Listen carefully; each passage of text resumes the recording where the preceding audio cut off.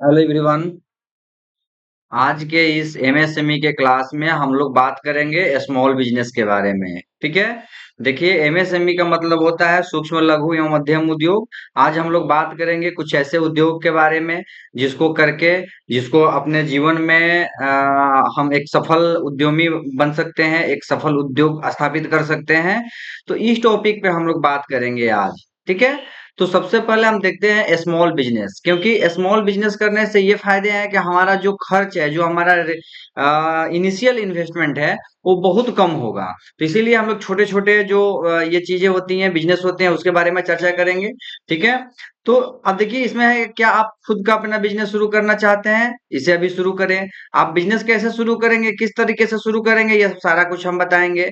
ठीक है। ये कह रहा है कि बिजनेस की सफलता आपके जुनून, समर्पण और धैर्य पर निर्भर करती है। लक्ष्य प्राप्त करने में आपका टैलेंट भी बहुत मायने रखता है। आज इस लेख में हम लोग कुछ ऐसे ही सफल बिजनेस के बारे में चर्चा करते हैं जिन्हें शुरू करने के लिए कम पैसे और ज्यादा लगन की जरूरत होती है, और अभी तक लोगों के लिए लाभदायक भी साबित हुए हैं। मतलब कि हम लोग आज वैसे बिजनेस के बारे में बात करेंगे जो बिजनेस कम पैसे में शुरू होती हैं और ज्यादा फायदे दे आती हैं। ठीक है। इसी कड़ी में, इसी श्रृंखला में जो पहला बिजनेस है हमारा, वो है ब्रेकफास्ट ज्वाइंट का। ठीक है। अब ये क्या होता है? देखिए, जीवन की 3 बुनियादी आवश्यकताएं में से एक खान-पान का है। ठीक है। और ये खान-पान का जो व्यवसाय है वो बहुत बढ़िया है। आप लोग देखे होंगे, अक्सर अपने बाजार पर देखे होंगे कि कुछ ऐसे दुकान होते हैं जहाँ के समोसे अच्छे होते हैं, कहीं के मोमोज अच्छे होते हैं, कहीं के चाउमीन अच्छा होता है, कहीं के खाना अच्छा होता है जो हम लोग सादा खाना जिसे बोलते हैं, कहीं का चिकन अच्छा होता है, कहीं के मटन अच्छा होता है।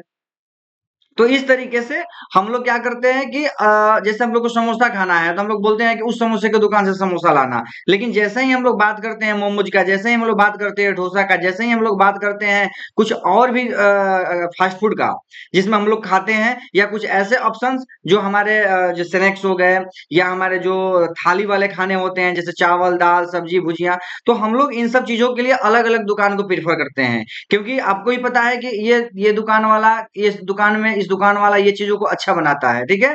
तो उसी तरीके से ब्रेकफास्ट ज्वाइंट का जो बिजनेस है वो बहुत अच्छा बिजनेस है, जिसमें देखिए हम लोग क्या करते हैं कि भाई बिजनेस ऑफिस हो गया, स्कूल हो गया, कॉलेज हो गया, अगर उसके नीचे आप लोग अक्सर देखे होंगे कि जैसे आप लोग के कॉलेज के बाहर में देखिए आपका गोलगप्पे की दुकान मिल जाएंगी, चाट की दुकान मिल जाएंगी, समोसे की दुकान मिल जाएंगी।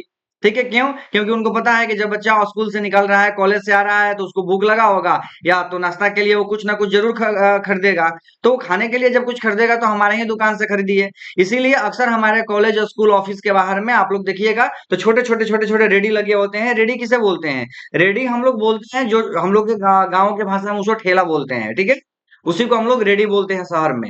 तो उस तरीके से हम लोग छोटा छोटा लगा के सब लोग रखता है, कोई गोलगप्पा, कोई चाट, कोई समोसा, कोई बर्गर, कोई मोमोज, इस तरीके से अलग अलग दुकानों पे अलग अलग तरीके की चीजें बेची जाती हैं। तो ये एक ब्रेकफास्ट ज्वाइंट का बिजनेस भी बहुत अच्छा बिजनेस हो सकता है। अगर मान लीजिए कि आपको लगता है कि भाई हम अगर हमको खाना बनाना पसंद है तो आप इसको कर सकते हैं, या आप किसी व्यक्ति को हायर करके भी इस बिजनेस को कर सकते हैं। आपको नहीं बनाने आता है, आपको, लेकिन आपको इच्छा है कि नहीं हम फास्ट फूड के बिजनेस में जाएं और इसको अच्छा करें, या हम ब्रेकफास्ट ज्वाइंट के बिजनेस में जाएं और इसको अच्छा करें, तो हम लोग उस पे ब्रेकफास्ट ज्वाइंट का बिजनेस कर सकते हैं।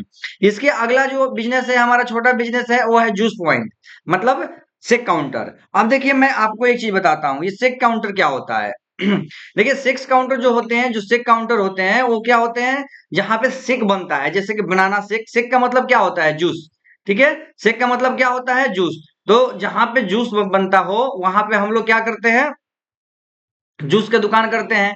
अब देखिए, एक चीज बताते हैं, एक गिलास जूस बनाने में हम लोग को मान लीजिए कि 10 या 20 रुपए के खर्च आते हैं, लेकिन वहीं एक गिलास जूस आपको मार्केट में 30 रुपए 40 रुपए के मिलते हैं। जैसे अभी गर्मी के दिनों में आप लोगों ने देखा होगा कि आपके आसपास के दुकानों में, या आपके आसपास के बाजार में, या आपके आसपास के जो भी शहर होंगे, अभी आपको ईख का जूस, ईख का रस जिसे हम लोग बोलते हैं, ठीक है, आपको बहुत ज्यादा देखने को मिले होंगे। ठीक है। तो ये ईख का जो रस है, ये क्या करते हैं लोग, गांव से ईख खरीद के लाते हैं और सस्ते में खरीद के लाते हैं, और उसका रस निकाल देते हैं और उसको जूस बना के हमको 20 रुपए 30 रुपए 10 रुपए में सेल करते हैं। तो आप पर डे का भी समझ लीजिए कि अगर एक जूस, अगर एवरेज मानिए, क्योंकि उन लोगों के पास 10 वाला भी होता है गिलास, 20 वाला भी होता है और 30 वाला भी होता है। ठीक है। अब एक व्यक्ति मान लीजिए कि एक दिन में 10 रुपए वाला गिलास 20 रुपए वाला ग्लास और 30 रुपए वाला ग्लास तीनों सेल करता है। एवरेज हम 20 रुपए मान के चले पर ग्लास, और एक दिन में अगर उसने 100 ग्लास सेल कर दिया तो उसने 2,000 रुपए की क्या कर दिया, बिजनेस कर लिया।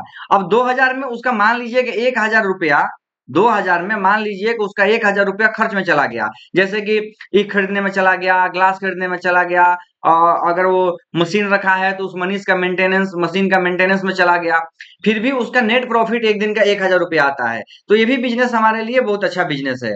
उसके बाद अगला जो बिजनेस है वो है सिलाई कढ़ाई का बिजनेस। इस सिलाई सिलाई कढ़ाई के बिजनेस में क्या होता है, आप लोग देखे होंगे कि अक्सर हम लोग का जब गांव में शादी का सीजन आता है, शादी का सीजन हो या पर्व त्योहार हो, जैसे दुर्गा पूजा हो, होली हो, ईद हो, तो इन सब दिनों में हम लोग जाते हैं जब कपड़ा सिलवाने के लिए, तो वहां पे बहुत भीड़ रहता है कि नहीं भाई हम 2 दिन में नहीं देंगे, 4 दिन में नहीं देंगे, 10 दिन में नहीं देंगे। या हम लोग देखते हैं कि अपने मार्केट में बहुत सारे ऐसे टेलर होंगे, टेलर का मतलब है सिलाई करने वाले, ठीक है, ऐसे टेलर होंगे जहां पे हमेशा 12 महीना, मतलब कि साल, पूरे साल भीड़ रहता है, क्योंकि वो अच्छा सिलाई करता है।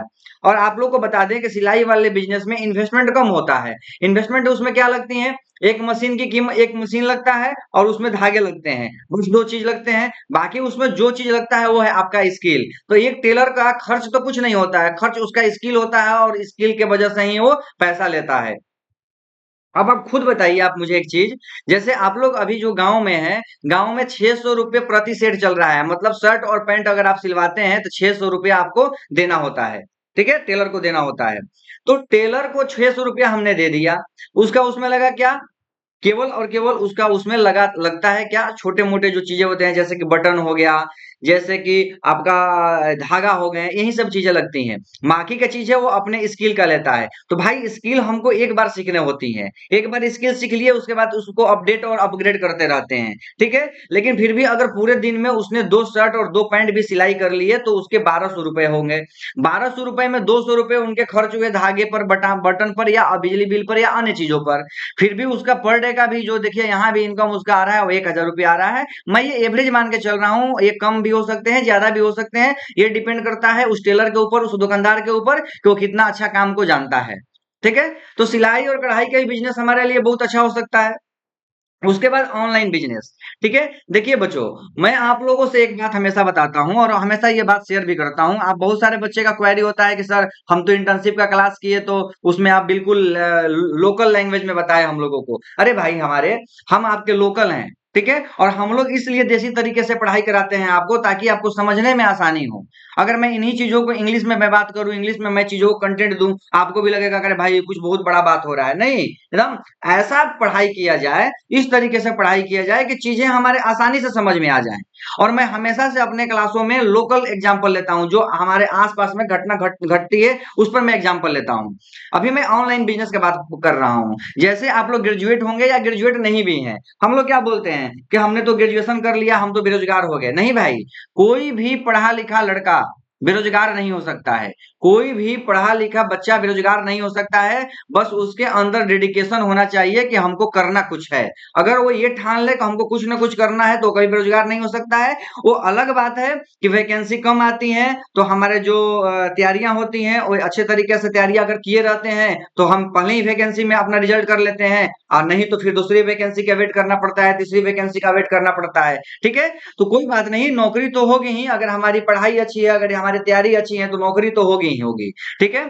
तो हम लोग क्या करते हैं कि जो भी हमारे पास स्किल है, अगर हमको बहुत अच्छा कंप्यूटर का नॉलेज है, अगर हमारी इंग्लिश पे पकड़ थोड़ी बहुत अच्छी है, तो हम लोग ऑनलाइन बिजनेस का कार्य कर सकते हैं। क्योंकि आप लोग देखे होंगे कि आज के टाइम में ऑनलाइन बिजनेस बहुत ट्रेंड पर है। अगर आपको थोड़ी सी इंग्लिश आती होगी, थोड़ी सी चीजें समझ में आती होंगी, तो आज के टाइम में एक ऑनलाइन बिजनेस करने वाला लड़का या व्यक्ति पूरे एक दिन में 1,000 से 2,000 रुपया आसानी से नेट प्रॉफिट इनकम कर लेता है। मैं बताता हूँ कैसे।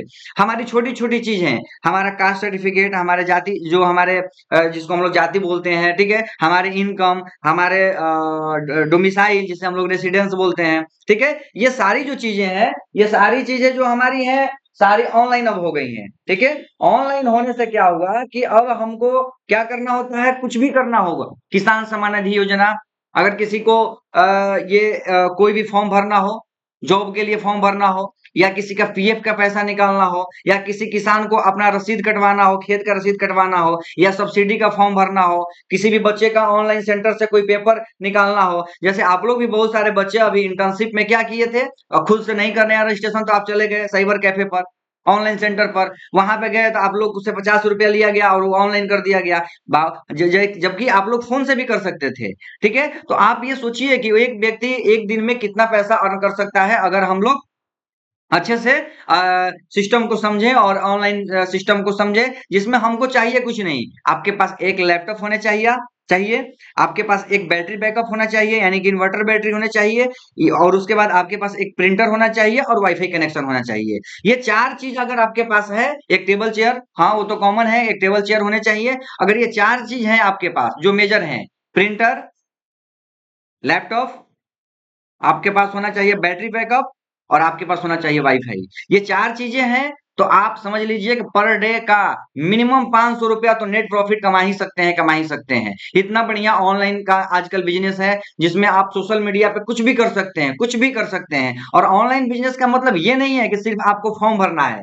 आप ऑनलाइन बिजनेस में वीडियो एडिटिंग कर सकते हैं, सोशल मीडिया इन्फ्लुएंस कर सकते हैं, किसी के लिए कंटेंट राइटिंग कर सकते हैं। जैसे कभी आप लोग देखे होंगे कि हमारे जितने भी चैनल, जितने भी हमारे वीडियो चल रहे हैं, हमने बहुत सारे सर लोग से टैग कर लिया है, अपने आप को कॉन्ट्रैक्ट कर लिया है सर लोग से कि सर हम आपके साथ जुड़ रहे हैं, आप बच्चों को पढ़ाइए। सर ने कहा बहुत बढ़िया, बच्चों को पढ़ाना है अच्छी बात है, हम जुड़ जाते हैं आपके आपके साथ। उन्होंने अपना एक्सेस हमको दे दिया, हमने आप लोगों को वीडियो से पढ़ाना शुरू कर दिया।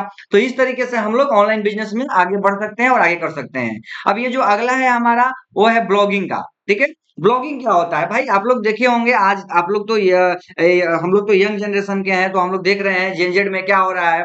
अभी आप लोग जंतर मंतर पे प्रोटेस्ट हो रहा था, तो आप लोग देखे होंगे कि बहुत सारे लोग छोटे छोटे मोबाइल फोन लेके या छोटे छोटे कैमरा लेके पहुंचे हुए हैं और वहां से अपना ब्लॉगिंग कर रहे हैं कि देखिए हेलो फ्रेंड्स, देखिए आज इस प्रोटेस्ट में इतने लोग आए हुए हैं, इस तरीके से प्रोटेस्ट चल रहा है, यहाँ पे केले बट रहे हैं, यहाँ पे बिरयानी बट रही है, यहाँ पे पुलिस प्रशासन खड़े हैं और बहुत शांतिपूर्ण ढंग से हमारे ये चल रहे हैं।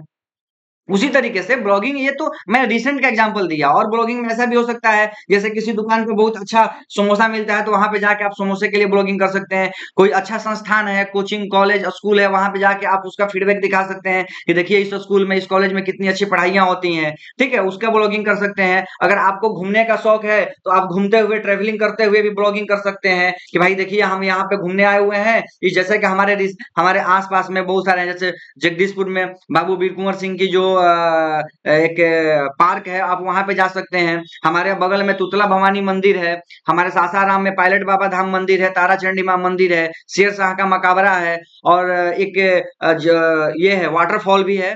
ठीक है, तो इस तरीके से हम लोग वहां पे जाके ब्लॉगिंग कर सकते हैं। और जब ब्लॉगिंग करते हैं तो दूर दूर के लोग आपको देखते हैं, तो वो क्या करते हैं कि उनको उत्सुकता होती है उस जगह पे जाने की जिस जगह की आप ब्लॉगिंग कर रहे हैं।